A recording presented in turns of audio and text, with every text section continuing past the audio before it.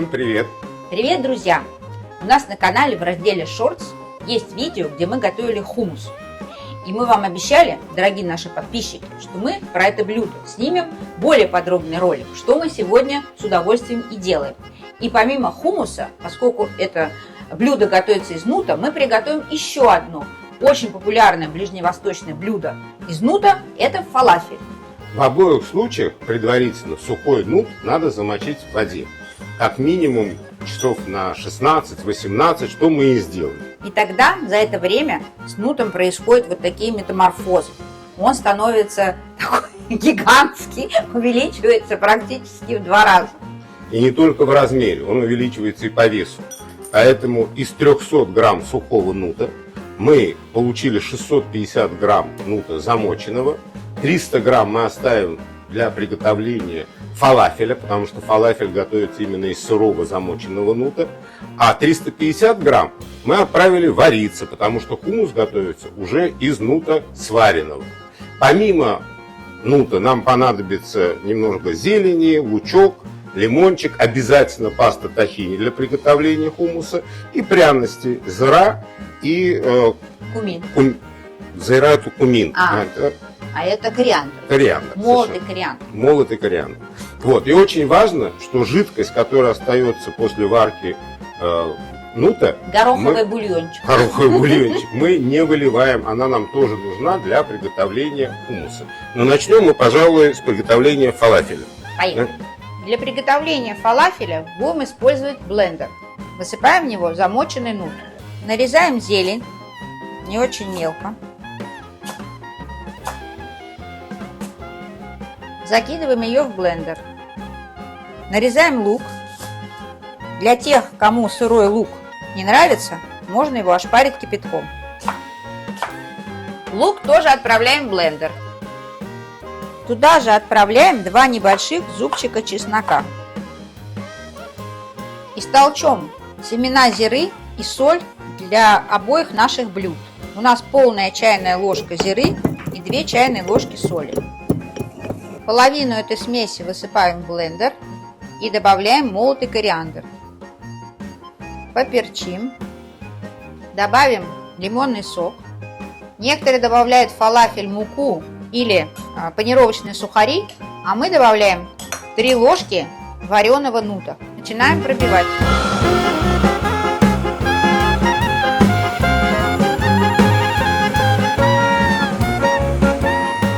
Масло для фалафеля готово.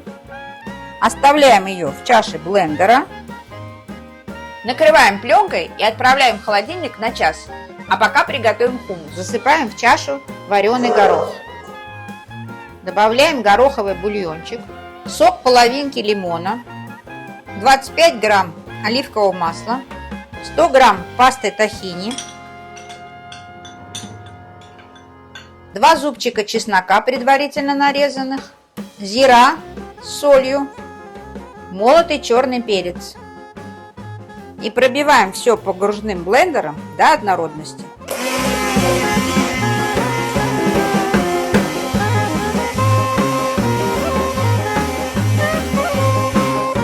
Буквально несколько минут и хумус готов. Вот такой вот консистенции хумус у нас получился. Итак, хумус мы приготовили. Осталось нам закончить с фалафелем. Масса постояла достаточно в холодильнике, и можем приступать к сворачиванию шариков. И пока мы будем это делать, мы разогреваем подсолнечное, обычное, без запаха масло. Масла должно быть достаточно много, чтобы шарики в него погружались практически полностью. Ну, налили глубиной, наверное, сантиметра 2. И пока оно греется, мы... Включаем масло. Мы будем крутить шарики. Вот такие вот, небольшие. Вот, видишь? Кругленькие, красивенькие. Делаем тефтельки из гороха. Очень большими их делать не надо. Иногда даже фалафель делают такими плоскими. Но есть специальная такая формочка для формирования фалафеля. У нас ее нет, поэтому делаем шарики. Проверяем готовность масла. Видишь, как зашипела капелька фалафеля. Теперь можно класть наши шарики.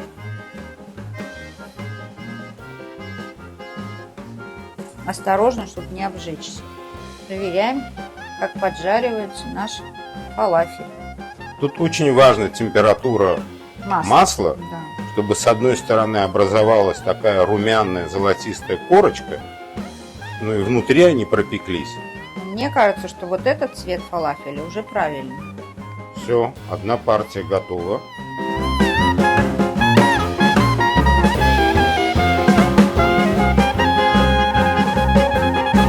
Закладываем Вторую партию.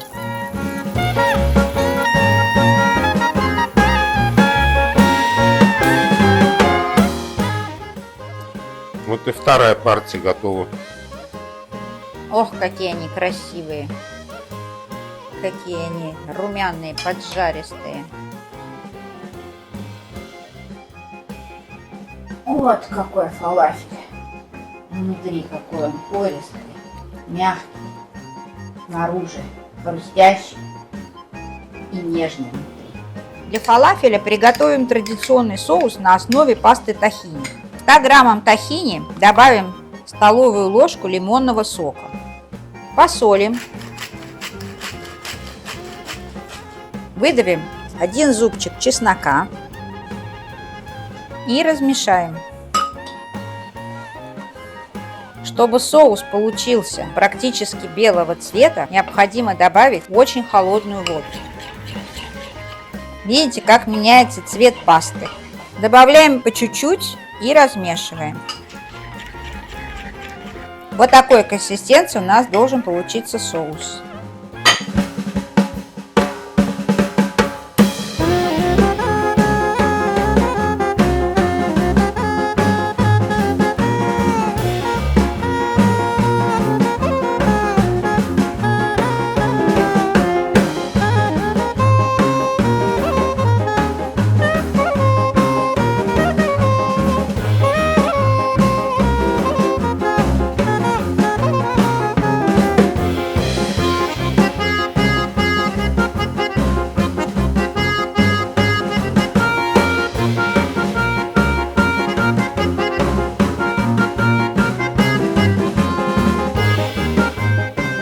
Чудесный момент. Наконец-то мы можем поесть. Наш любимый.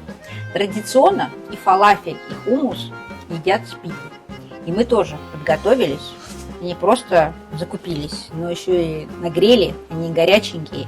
Так что я попробую хумус. Для этого мне надо питу разделить сперва на 2 части, а потом взять четвертинку. Ты... Так, а я возьму твою половинку. Давай, вот так вот можешь открыть. Открываем кармашек. Вот так вот. Зачерпываем ковшиком. Вкусно? Непередаваемо. А я фалафель. Давай. Берем один, берем второй, вкладываем в питу. Еще в питу кладут иногда там лук, огурцы.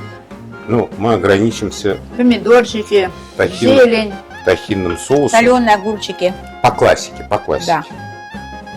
Да. Ой, это очень вкусно. Так. Невероятно просто. Ну как? Божественно. Реально очень вкусно.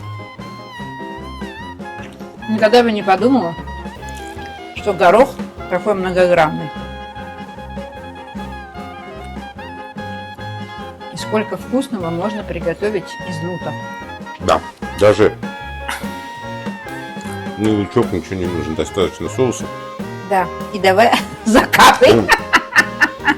Это же уличная еда, так что В общем, можно да. капать. И делают из фалафеля и шаурму, и делают и как гамбургеры.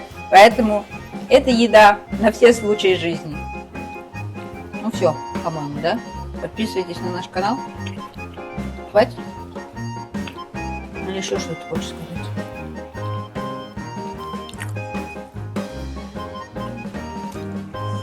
Хватит хавать.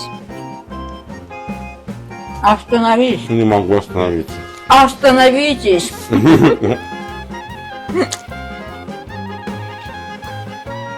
Это правда вкусно. Или потому, что мы очень голодные. Я очень голодный, но доедать не буду. Скажу вам, подписывайтесь на наш канал, оставляйте комментарии, делитесь своими рецептами, задавайте вопросы. А главное, друзья, никогда не бойтесь экспериментировать. Готовьте с нами, готовьте как мы, готовьте лучше нас. И угощайте своих любимых невероятно вкусным блюдом. И не забывайте ставить лайк. До новых встреч! Пока!